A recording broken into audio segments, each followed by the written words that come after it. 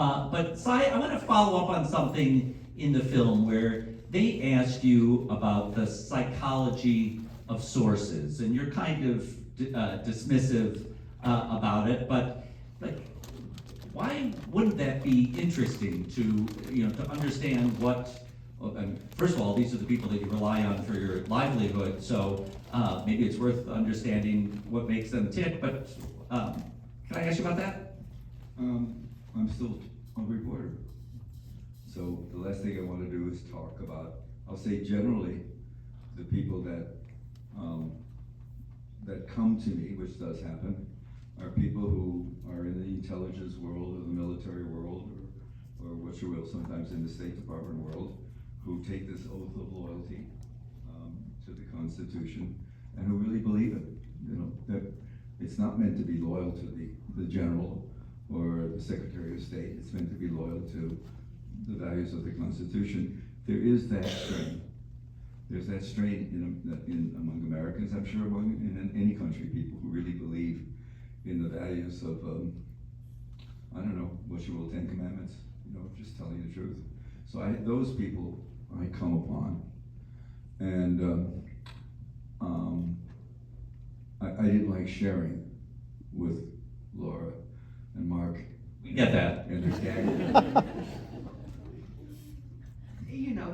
We sort of broke them down though a little bit over time. I mean, We get that too. I mean, the first scene in the film was the first day of shooting, and so he shared. No jokes aside, he shared everything. He was so 100%. Showed up, always answered every question, always was honest, and when we got close to something he cares most about, which is protecting his sources, he got nervous, but it was very moving how generous he was throughout this process. All right, let me go to the audience for some questions. Let's see a hand right there. Yes, I'd like to know what newspaper, print journalism, today, in your opinion, is the most objective and reliable? What newspaper today is the most objective and reliable? There must be something in God's world. So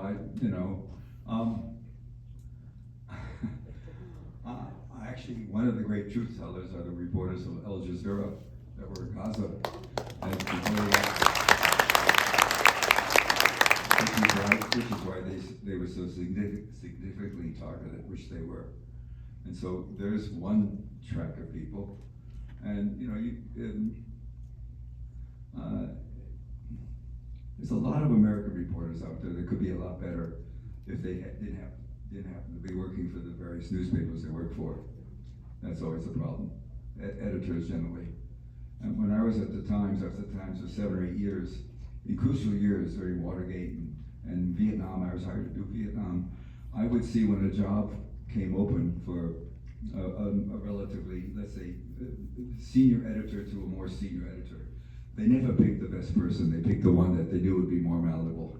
And I saw that in the 70s. I saw that time and time again. The selection process was always geared to appeasement, call it continuity, but never to get somebody there who's going to sort of kick ass, which is what a lot of times is needed. And so I did see that, and I was very discouraged to watch it from the inside.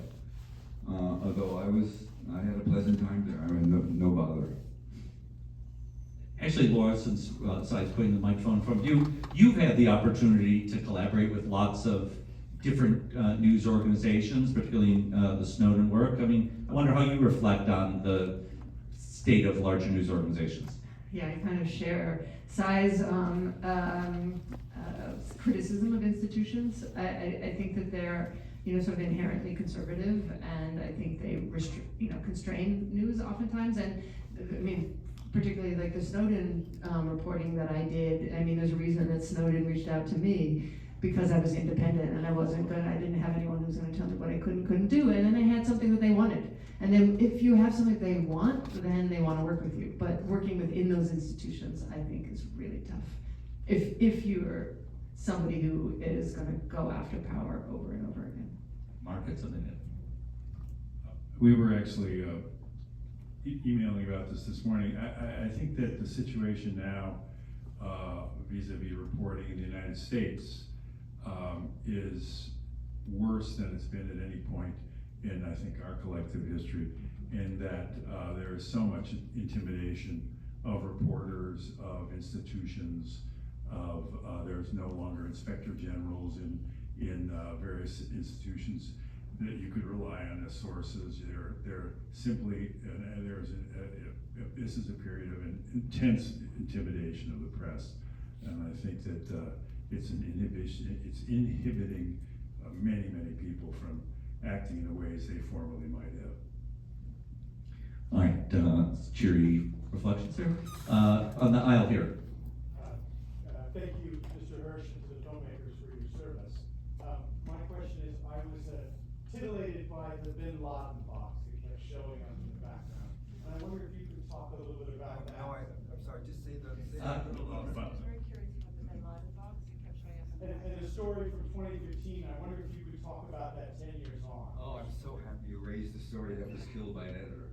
That made me leave a job, that was a good job. That's really cool. Obama was seen by a lot of people as a relief. You know, call it an angry black man coming into power. You know, somebody was going to really shake it up, and it didn't happen. That's all. It just did not happen. In fact, I learned early on that he actually supported the war in Afghanistan despite all his campaign promises. So, you know, the trouble is, you learn not to fall in love with an image because they're never correct. I don't know why presidents have to be such cowards and go along with force and power. This one, of course, now we're dealing with essentially with a narcissistic madman. So that makes it pretty easy to be, not worry about where he's going to be. But you know, Biden was a big disappointment, and there were a lot of lies told him about it. You know, anyway, there were a lot of lies told about him, and I couldn't get him in print, so I had to leave another job. The only thing I'll say is I left 3 jobs in my career: AP, New Yorker, and New York Times. There never was a farewell party for me.